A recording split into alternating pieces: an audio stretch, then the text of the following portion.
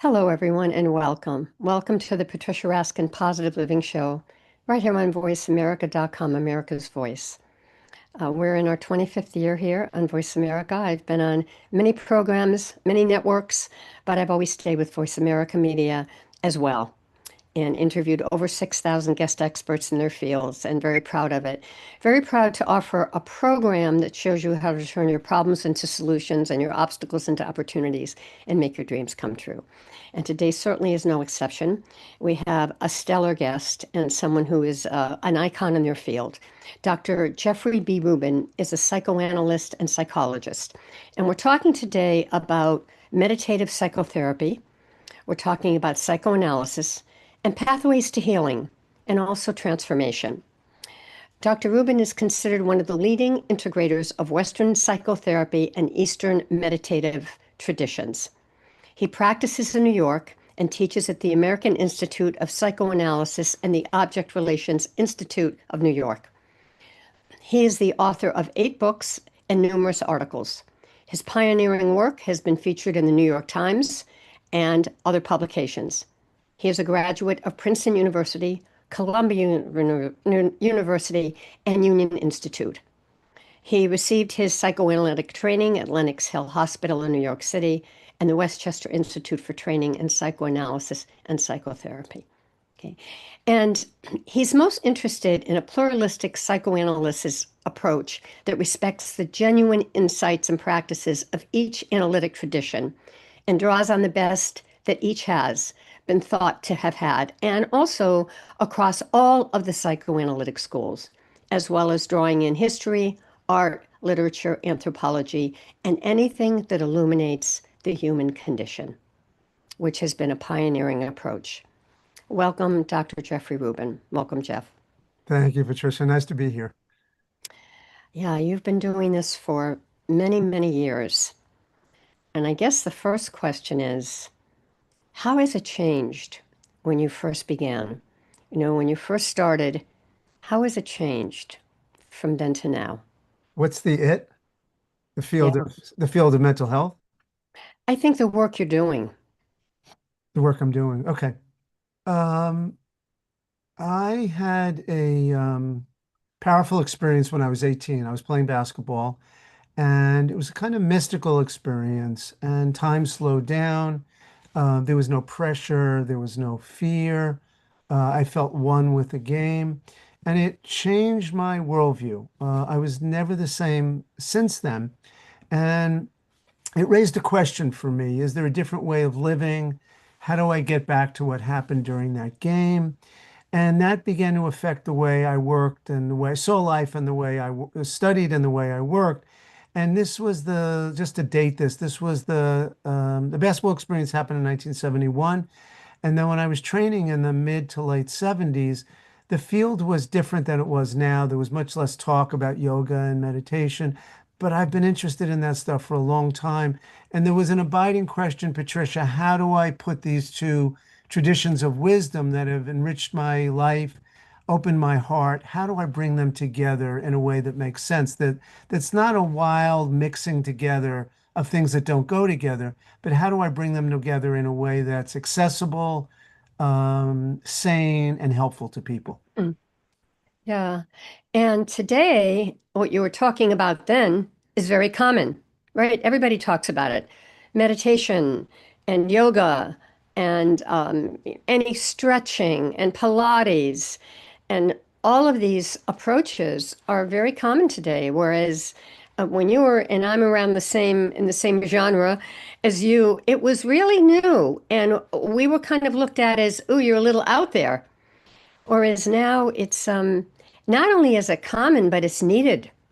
It's Yeah, very needed. People are really gravitating toward this yeah, because of all the noise and kind of all the discord that we're feeling right now. yeah, yeah, yeah. It was odd then. So I hid from my Buddhist teachers, my psychotherapeutic stuff. I didn't talk about my spiritual stuff with my psychotherapeutic teachers and supervisors. And I didn't talk with my meditation teachers too much about my interest in psychology. But I had a wonderful teacher on the West Coast, a friend and mentor, Joel Kramer, who unfortunately died some years ago.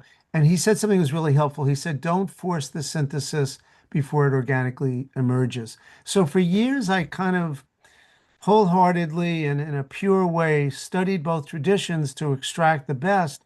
And then I began working out my own integration of that. Yeah, so interesting.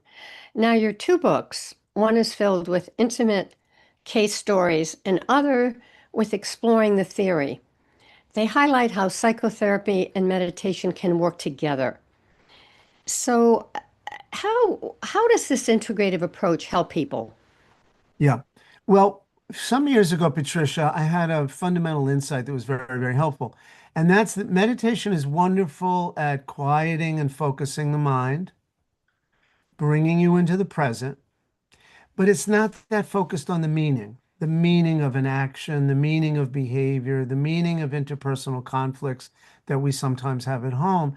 And Mm. Western therapy, whatever school of thought, psychoanalysis and others therapies, they're very good at decoding or translating and understanding the meaning. So what I worked out was what I call a marriage of mindfulness and meaning, where we use Eastern kind of disciplines, but it can be Western too. Anything, it could be Western prayer that calms you, centers you, focuses you, and then we use that and investigate the meaning of whatever it is that arises. And when you put those two together, you have something that's synergistic, that's more powerful than either pursued alone. So, when you work with clients, when you work with patients, you use both, or do you use one or the other depending on what the needs are? Yeah. From a great, great, great, great yoga teacher I studied with who died a few years ago, TKV Desikachar. He and his father, a man named Krishnamacharya, who was one of the most famous yogis in the 20th century, taught all the famous Western yoga teachers, Iyengar, Pattabhi Jois, Indris Davis. This Krishnamacharya was their teacher. I studied with his son, Desikachar, Mr. Desikachar, a wonderful man. And both the father and the son emphasized everybody is unique, so you have to uniquely create the path. So I don't work the same way with any two people. What I did an hour ago is going to be different what I do in this hour. I really try to be present. I try to, in a way, Patricia, bracket or forget what it is that I know or think I know and really immerse in that person. And what happens is that wedges open a space where the uniqueness of that person can come through and the breeze of that can touch me. So with each person I work with, each couple, each individual, each teenager, each child, I try to uniquely tailor make what we do based on who they are, their strengths and their challenges. Yeah, yeah. Uh, and do you use, um, for example, if you had somebody going through a real challenge, let's say with a family member or in a relationship, do you try to help them figure out where they are? Do you try to help them understand the other person's point of view? How do you work with that? Actually, both. Here's a kind of controversial example. So let's say your aging mother or father or mother-in-law or father-in-law might move into your home or not. And Okay. let's say you have a partner and your spouse doesn't really want them to. They want to walk around the way they want to walk around. They don't want the presence of your mom or dad to be there, their mother-in-law or their father-in-law. So a lot of therapists would look at what's authentically true for you and the spouse. I do that, but I also try to see the larger field they're embedded in ethically. And that's the impact on the aging mother-in-law or aging father or father-in-law. So I try to understand each person involved in the field and what the impact on them is of any particular action. And so then you explain that to the patient because the mother or father-in-law may not be there. So you help the patient to understand obviously what they're feeling and why, but also what the other person's feeling and why, which gives them the empathy and the It may give understanding. them a broader perspective. It may give them an empathic intimation of what it might be like for the other person, their spouse's mother or father, or their mother or father. And then this ethical decisions are broader and they're richer and they're more nuanced because they involve everyone in the field. One of the ways I look at, I don't really want to get political, but one of the ways I look at the current, I think people on both sides will agree there's massive cultural polarization. Yes. And one of the ways I look at it is nobody is deplorable. Everybody, when I know a patient longer, a client longer, I might joke, you come by this honestly. So each person comes by their viewpoint honestly. So I would encourage that we ask what the relative who's coming during Christmas. We're very nervous because they have an opposite point of view than we have. What we ask, where are they coming from and what's meaningful to them? And respectfully, not to debate them or defeat them or to humiliate them. I was once standing next to Peggy Noonan at a party, and we were coming from different points of view politically. She was a speechwriter for Reagan, and I was coming from a different point of view. But I said to her, Peggy, you know, when you think about it, talk shows, if they're on the left, quote, left, I don't like these labels, but quote, left, quote, right, do they ever have someone on from an opposite point of view that they're trying to learn from, not that they're trying to make look silly? Mm, mm, And she was really taken by that. And she said, what do you think would yeah. happen? And I said, we'd widen the empathy, we'd widen the discourse. There's Mhm. an idea in ethical culture society. One of my books, Art of Flourishing, I gave a talk at the Ethical Culture Society in Maplewood, New Jersey. And I said to someone who invited me, I said, what's the fundamental philosophy of the founder? And they said to find the best in the other person's argument. So I think this empathy I'm talking about in the room is also transferable, although not easy, to the larger issues of understanding. Because a lot of times what happens is everybody feels disrespected right now in the world, and then they respond from that place of hurt or anger or rage, and it just escalates. And I think there's another way. Yeah, and but I do have a question about that specific thing you just said, because I have an example in mind which I won't offer, but I'm going to ask you this. What happens when you get it, but the other person on the receiving end not only doesn't get it, but isn't willing to take any responsibility at all for their behavior? It's a narcissistic, never about them. So no matter what you say, either you're to blame or your Yeah. partner's to blame Yeah. or you were wronged, you were the victim. And Yes. so when you deal with that, how do you handle that and having said that, you as the giver is reaching out the olive branch, is explaining your position, is sharing, understanding, their anger or their frustration, and they just want to hold a grudge and don't want to talk and don't and it stays. Now, how do you handle something like that, Jeff? Because you can't change that other person. That's right. Patricia, are you talking about in the office or are you talking about out in the world? I'm talking about personal relationships and Personal relationships. Okay. The thing that I do, and Patricia, I wouldn't have done this up to about a year or two ago. I ask, is there anything I could say or do that would make you question what you're saying, what you feel and what you're saying? And quickly they'll answer, probably no. And I might also observe a kind of bodily tightening and their breath getting constricted. And that tells me they're what I call embedded in their point of view. If they're right. embedded in their point of view, no good dialogue will happen. What I would say is, we see stuff differently. I love you very much. How are your kids doing? Or how's your tennis game? Or how's your elbow? Or how's your knee? How's your wife's cancer? I find other places to connect. Think of it as um, places that the circles connect. There are many, Mhm. many circles where we connect, and I let go of trying to get through anymore because I see it's pointless and it's only going to escalate the situation. Yeah, yeah. That's harder, I think, when it's a family person. Yes, yes. But I think something I'd like to ask you about that is how does that person then come to terms with that in their own self? Because it's a loss. It's a loss that, gee, I really can't get through to that person and there's a wall. How does that person come to terms with that so they can be at peace? It's a great question. It's a tough question. We're all, I think, grappling with it these days. Um, the first thing to realize, and it's not easy, but it's under our control because it's about us, is that they actually come by their viewpoint honestly. There's what Right, I call in the psychotherapy case studies book that you alluded to, Escaping the Prison You Didn't Know You Were In.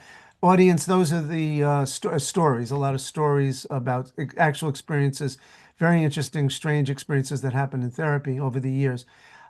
What's central in that is a little bit of a theory too, Patricia. And the theory is that everybody has an emotional logic to what they do. And right. my job is to figure out that logic. And so sometimes I can't figure out the logic, but knowing there is a logic helps me not demonize the other person. Got And it. they will pick that up. And that makes it a little bit easier. Right, because then they see that you're not fighting them. They see that you're just letting them be and accepting as best you can. Yeah. And I might do something physical. I had a brother-in-law that was anti-Semitic and I knew he was anti-Semitic and I wasn't defensive about that. And his attitude was Jeffrey's different than the rest of them. And I loved him and I found out how he thought and how he worked. And by the end, we were good and close and it wasn't a sticking point anymore. Right, right. Because you understood where he was coming from. I understood how he'd been conditioned. He had a Germanic father, and I realized how he was conditioned by that.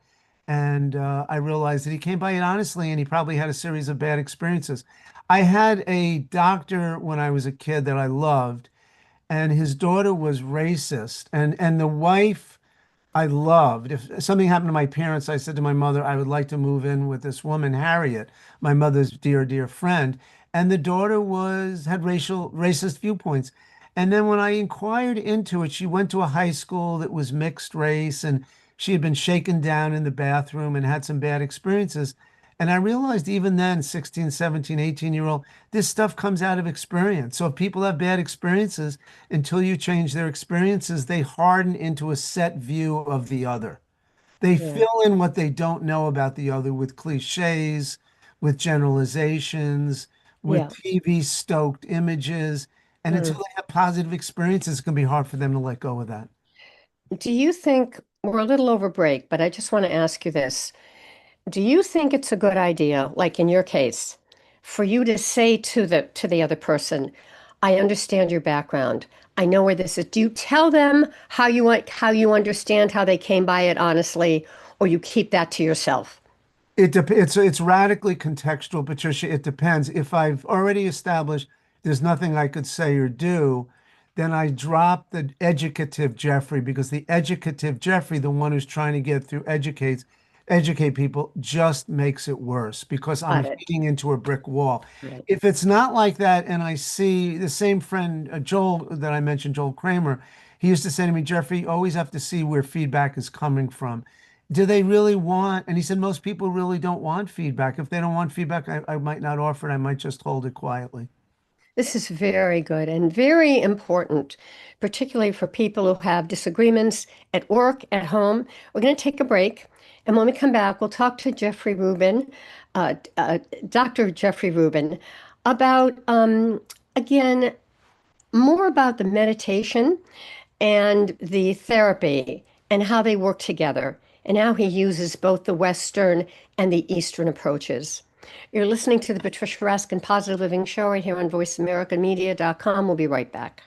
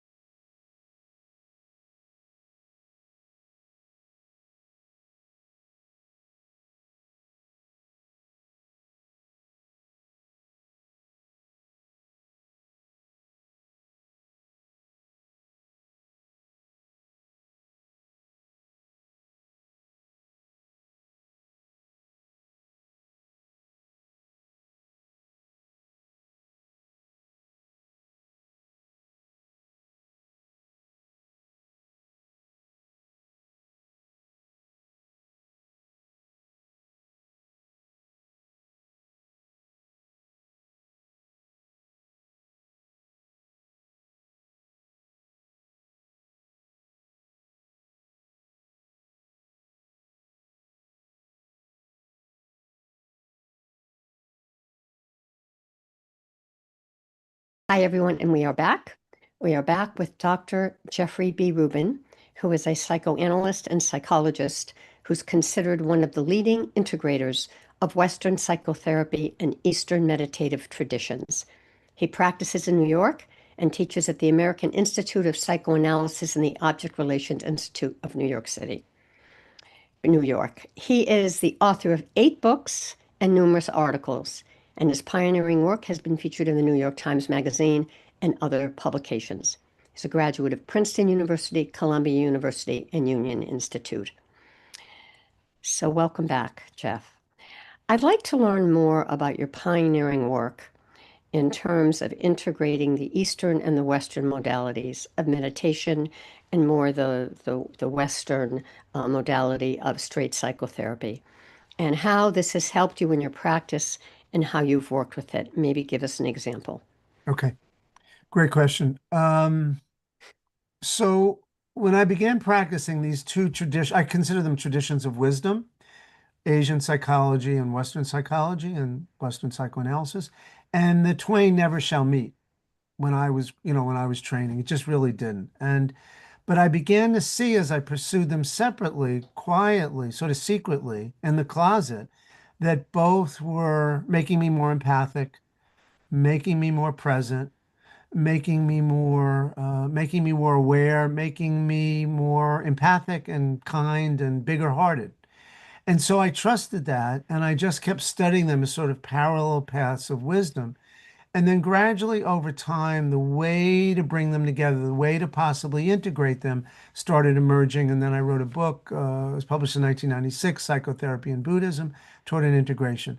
So the essence of the model that Patricia mentioned earlier, meditative psychoanalysis or meditative psychotherapy, has 3 elements. The first is the way we listen. Normally, we think that we're listening, we think we're present, but we're somewhere else. Can we do an experiment? Can we actually meditate for a minute together? Is that okay? Sure. Okay. So I want Patricia, you and the audience get in a physically comfortable position,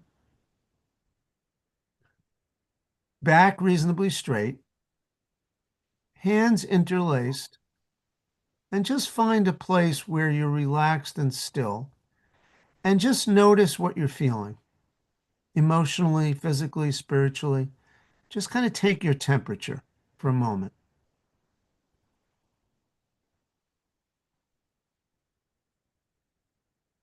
Okay, let's do a brief practice together and then revisit how we're doing.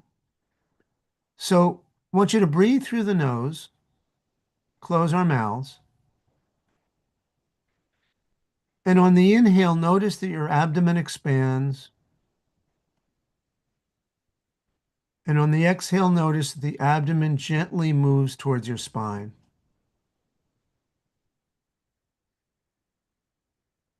And just let's take some gentle, quiet breaths like that together. Breathing through the nose, mouth closed. Belly expands, chest expands. And when you're ready for your exhale, gently press your abdomen towards your spine. Let's do some more breaths like that.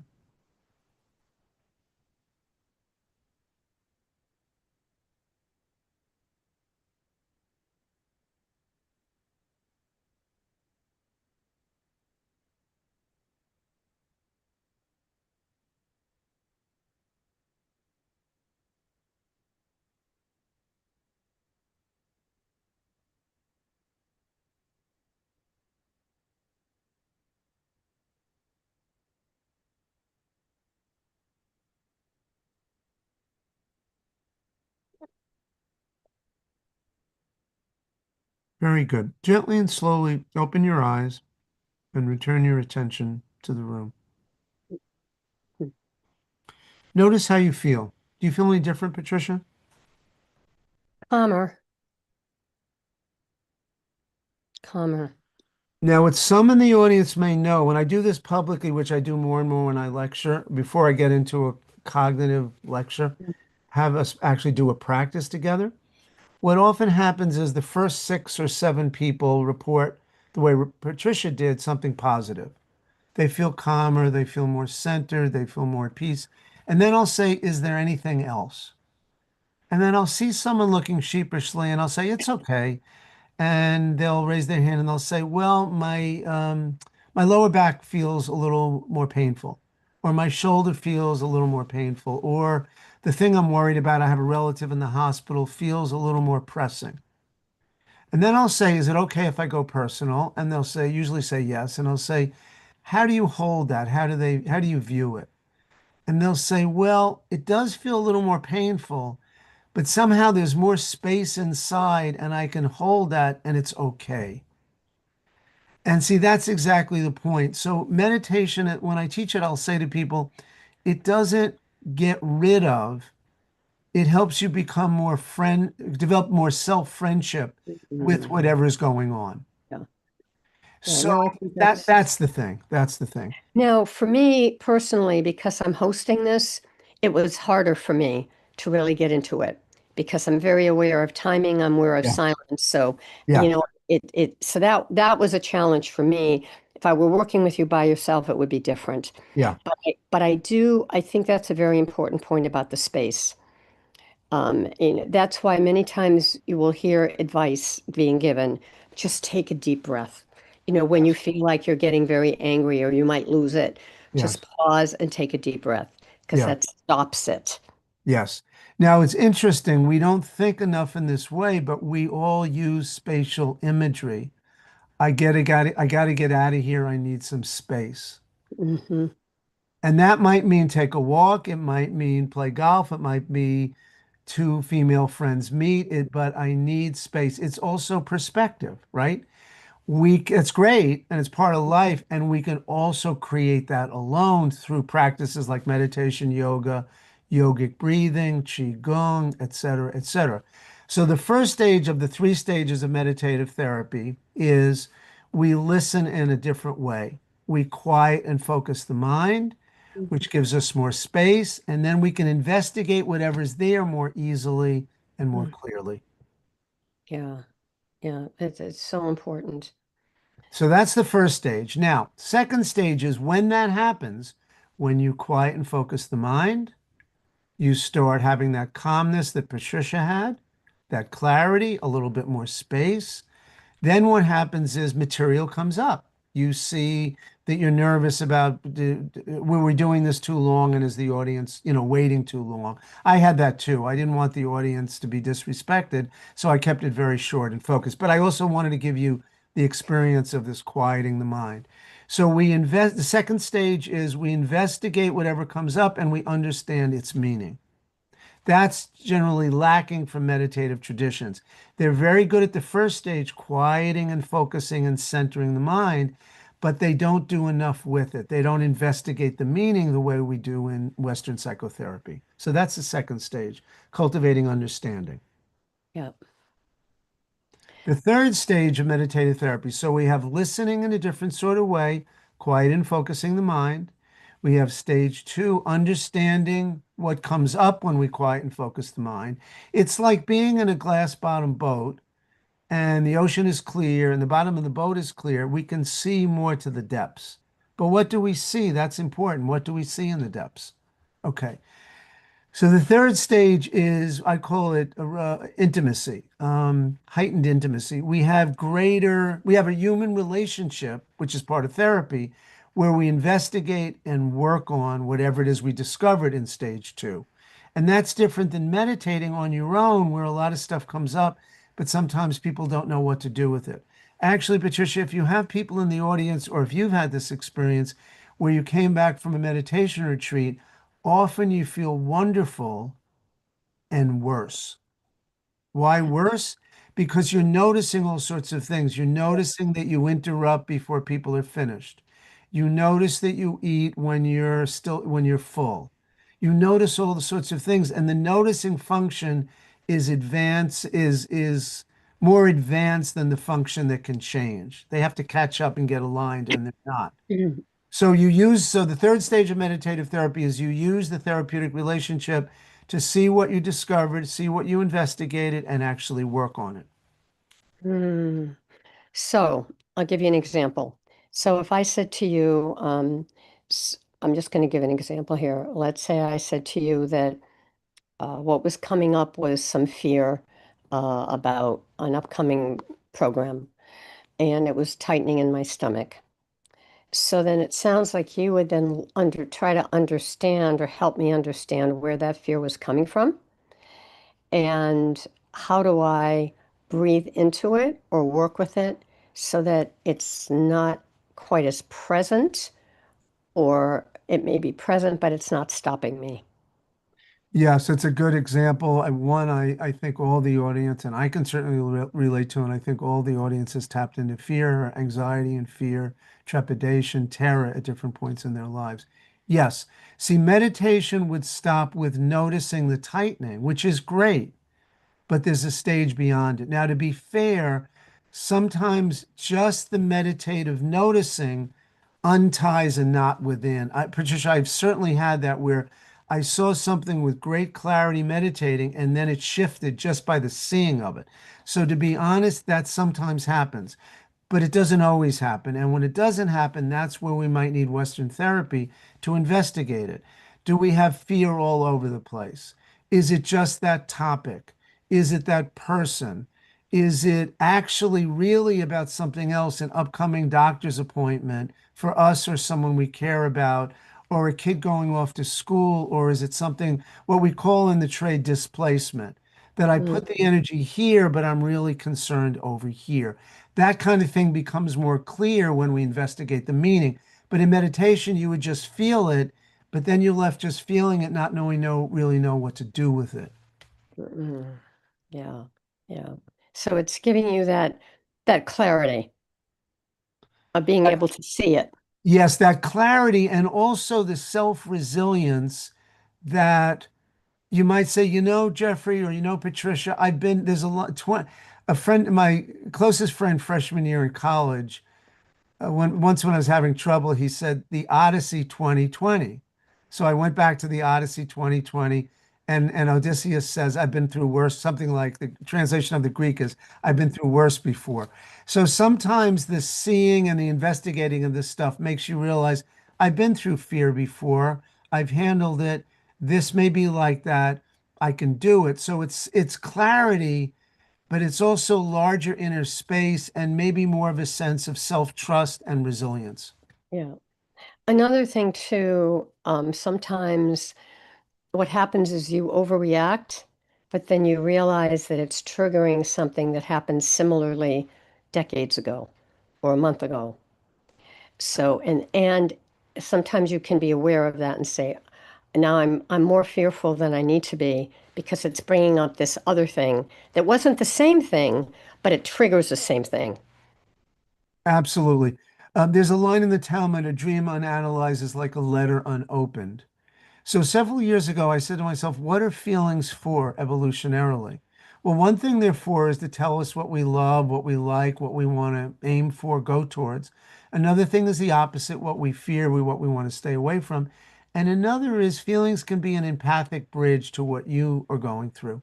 Mhm. And so I would treat the stuff that comes up like when something else comes up, where first we think we're afraid of a program or meeting a person, then we see it's really something else. And then I would investigate that. What's underneath that? And what is that trying to tell me? This leads to something Patricia said earlier when she began the segment, how might this be a problem that's actually an opportunity to grow and to transform? That's excellent. All right, we're going to take a break and let me share a little bit more about Dr. Jeffrey Rubin. Again, he is the author of 8 books and numerous articles.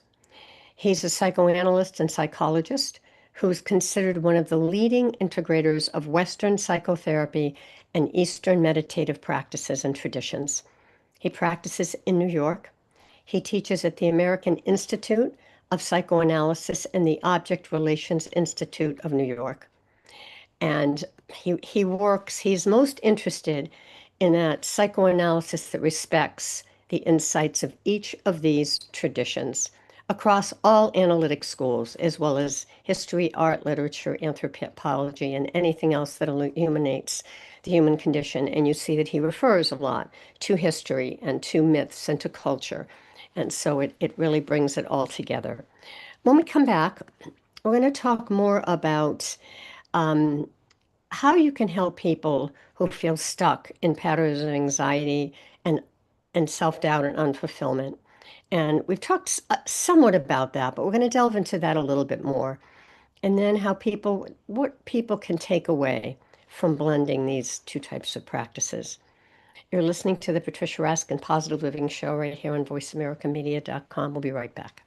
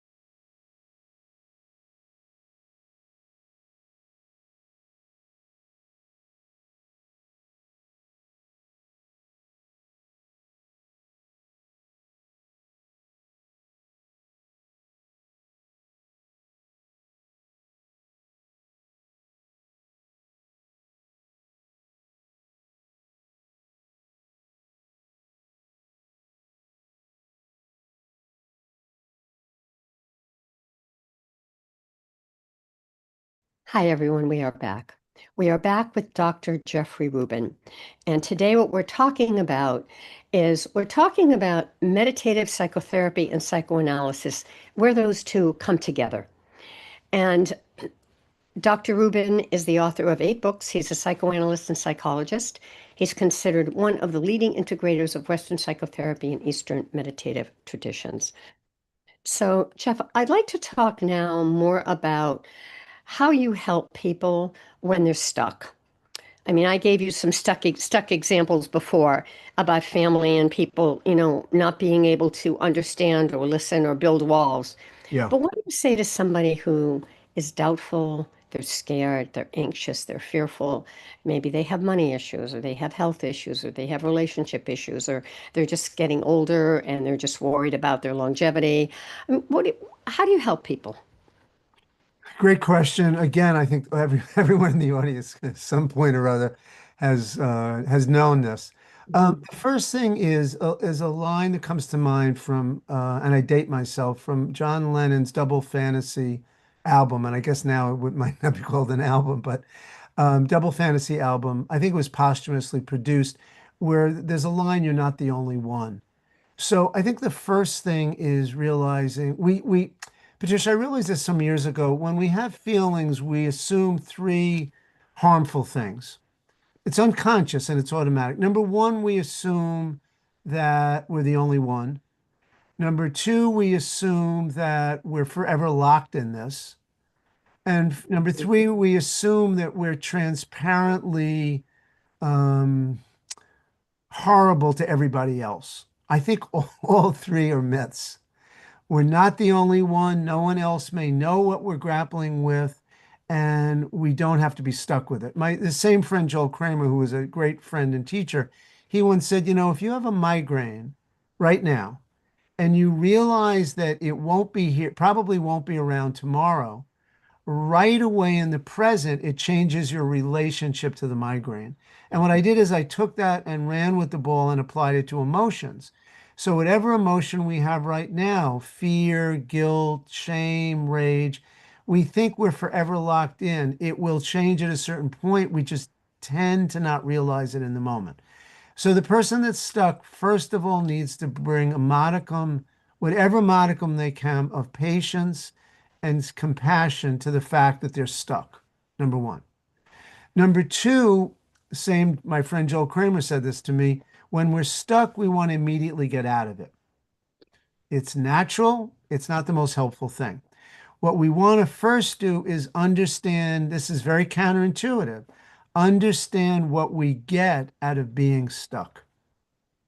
What we get out of being stuck. It's a very counterintuitive question.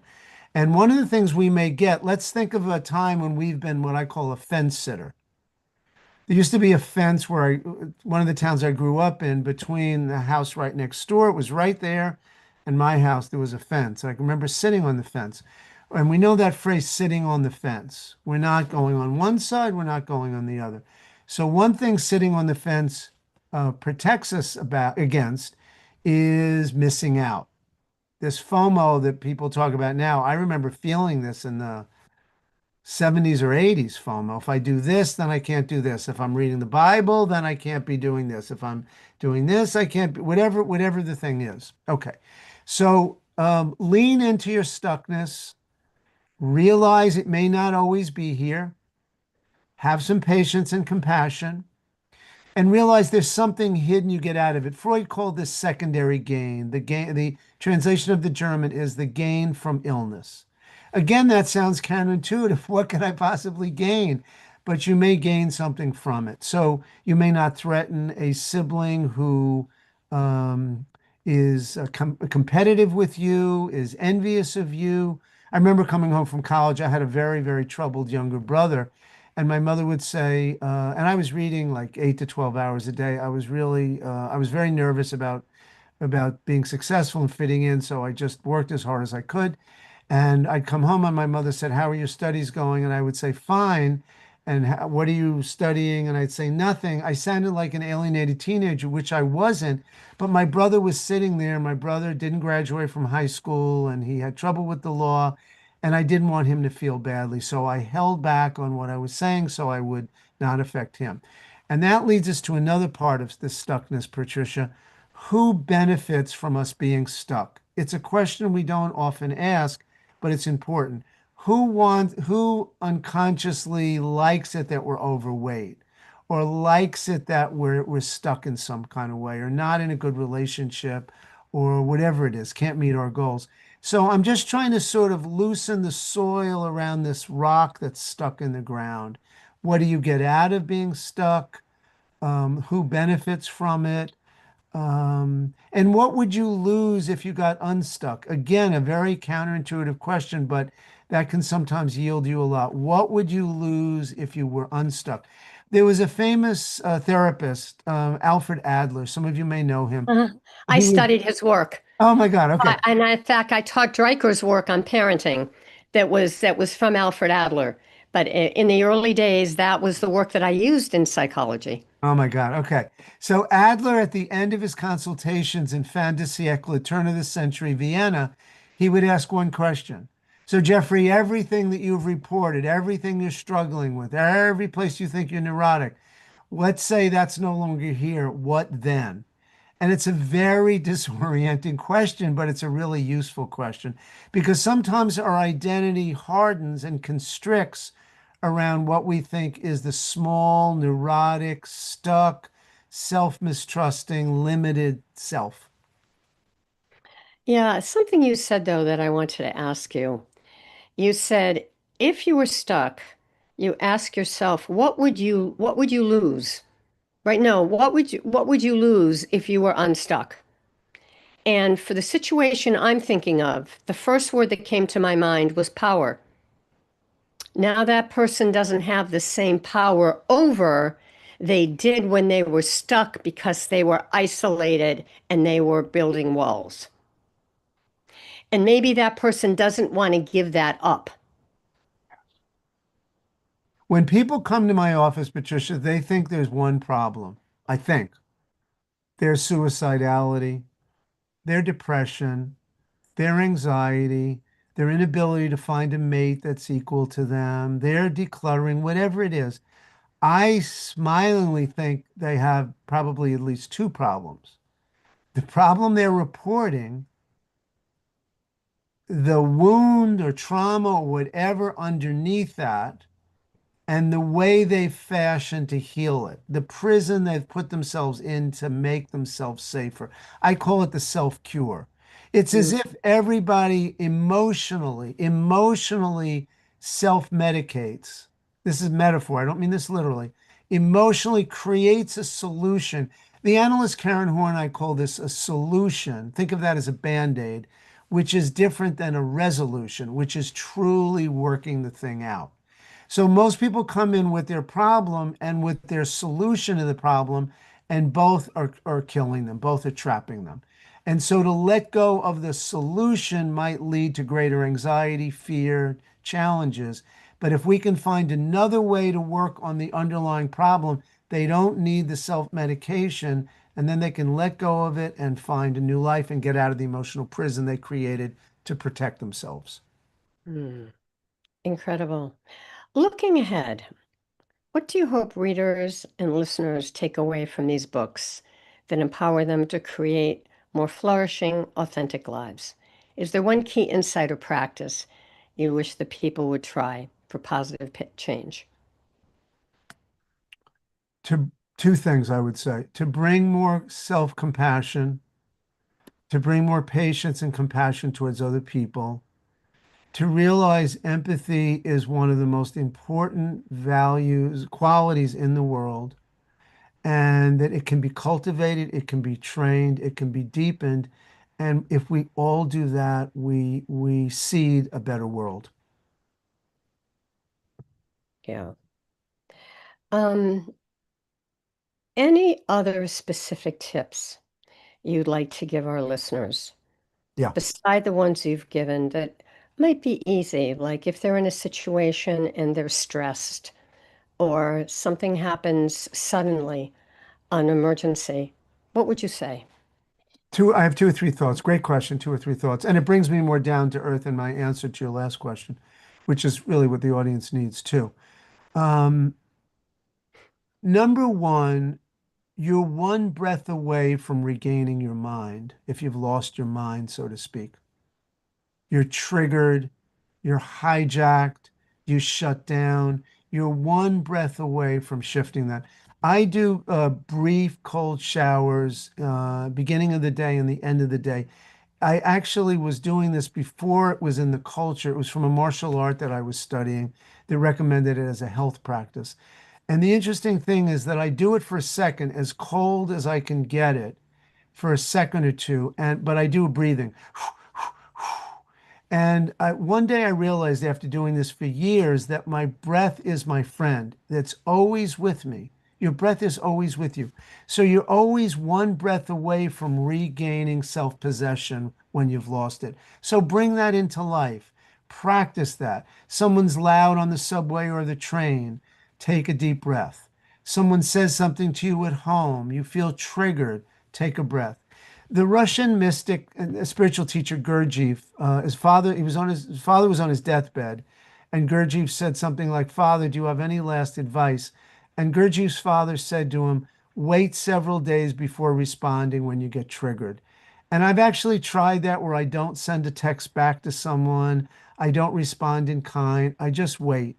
Because when you wait, something shifts within, and now you're watching the feeling, you're not reacting from the feeling. Mhm. And so that's another thing we can all do. Take a breath and wait. And then the final thing is, I realized this some years ago and I put it in the Art of Flourishing.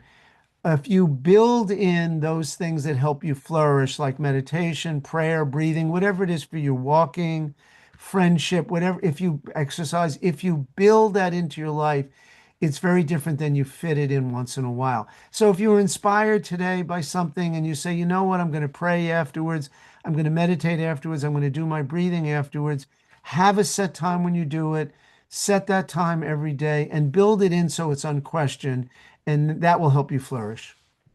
Right. So what you're saying is consistency. Consistency is the most important thing. Yeah. It's There's an not what old, you do once in a while. yes, there's an old joke that many of you may know.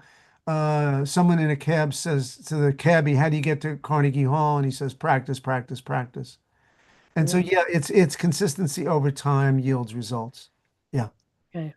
How can people find you? Do you do individual sessions? Do you teach courses? Do you give talks? All of the above. Yeah, all of the above. Um, Write to me. Go to the website jeffrey@gmail.com. And someone out there, don't you may think your problem is small or too big. Don't worry about burdening me. Part of my own journey is that it's not for me to say where I am, but wherever I am, it's because I stood on the shoulders of some great mentors and teachers. I wouldn't be where I am without them, and they selflessly gave to me. So I actually get a joy in passing it on and doing the same thing. So it's not a burden if you reach out. Reach out if you feel moved to reach out. The other ways is go to the Object Relations I guess it's ori.com website. A lot of the talks and presentations, they've been sponsoring a lot of things. And so I'm teaching a dream class right now on Tuesday nights. They'll have a lot of information. So either contact me or reach out there and you can find stuff. In terms of the books, you can go to your favorite, source to find books, or you can go to routledge.com for the recent books, Meditative Psychotherapy and Psychoanalysis, or Psychotherapy Case Studies. One came out in July, one came out in September. Okay. So any of those sources, yeah. Yeah. And the website is drjeffreyrubin.com. Yes. Yeah. drjeffreyrubin.com. Yeah. Great. Jeff, thank you. It was enlightening, it was educational, and it was very caring and very empathetic. And thank you. And I encourage people to contact Dr. Rubin um, for support and for guidance, and check out his website to see where his courses are as well. Thank you. Thanks for Thank you being so on the much. program. Thank you so much for having me, Patricia. Yeah. Thank you Stay on all the for line. listening. Thank you. Stay on the line for a minute. All right, folks, that wraps up this edition of the Patricia Raskin Positive Living Show. If you'd like a copy of my newsletter, which I send out the first day of every month, write to me, Patricia at patriciaraskin.com. You can also sign up on my website, patriciaraskin.com. If you've been listening to these shows and you have a real positive message and you'd like to do your own podcast, I help people create their own podcasts. I've interviewed over 6,000 guest experts in my career, and I'd love to help you. So again, Patricia at patriciaraskin.com. Remember, stay healthy, stay happy, get the support you need, and know you can make your dreams come true. Until next time, I'm Patricia Raskin. Bye for now.